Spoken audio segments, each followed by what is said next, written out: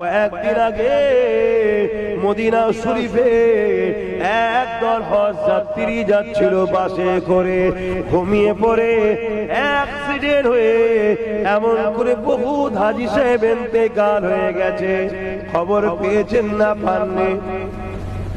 এটা নিয়ে সমাজে অনেক রকম টোল করছে, অনেকে অনেক কিছু বলছে। আমি আপনাদের বলে যাই, অবশ্যই আল্লাহর হুকুম ছাড়া কিছু হয় না। তবে মনে রাখবে, নিজের কর্মের ফল নিজেকে ভোগ করতে হয়। যখন আমি ড্রাইভিং করতে গিয়ে আমায় ঘুম লাগছে, তখন আমার উচিত গাড়িকে সাইড করে দিয়ে আগে ঘুমিয়ে নেওয়া। এটা আমার কর্মদোষ ছিল। শুনছেন তো নাকি? তাহলে কর্ম যেমন হয় ফলটা তেমন পায়। দ্বিতীয় নম্বর কথা, যদি কেউ আল্লাহর রাহে থাকা অবস্থায় সে যদি ইন্তেকাল করে, মারা যায়, আল্লাহ তাকে শহীদের দরজা দেয়। জোরে বলুন সুবহানাল্লাহ। মওত তো একদিন না একদিন হবে।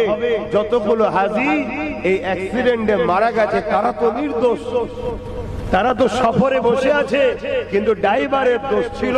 তার ঘুম হয়েছে, ঘুম পেয়েছে, তার উচিত ছিল সাইডে গিয়ে ঘুমিয়ে নেওয়া। কিন্তু হাজীদের তো দোষ নয়। কিন্তু আল্লাহ মৃত্যু দেবে না, দেবে না? তাদের মৃত্যুকে ওইভাবেই লেখা ছিল। তাদের মৃত্যু যখন রূহকে আল্লাহ তৈরি করেছে, তাদেরকে আল্লাহ বলেছে তোমরা কি চাও, সব অপশন দিয়েছে।